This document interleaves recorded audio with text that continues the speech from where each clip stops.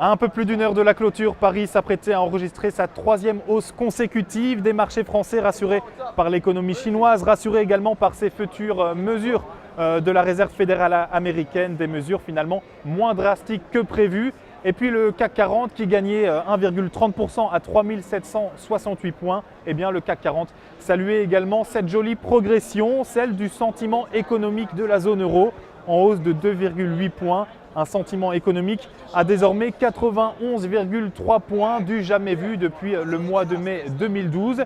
Au niveau des valeurs maintenant, le secteur de la chimie voyait rouge ce jeudi. L'indice européen enregistrait d'ailleurs la deuxième plus forte baisse du jour, conséquence de plusieurs dégradations annoncées aujourd'hui par Morgan Stanley, des dégradations dont était par exemple victime Solvay qui s'effondrait de 2,82% à 99,85 €.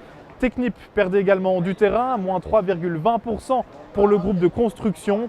Et puis enfin, on notera que les banques enregistraient une journée un peu en yo-yo, d'abord en baisse. BNP Paribas gonflait finalement de 0,73% à 42,76 €. Idem pour Société Générale qui gagnait 1,16%. Résultat de cet accord décidé aujourd'hui par les ministres des Finances de l'Union européenne.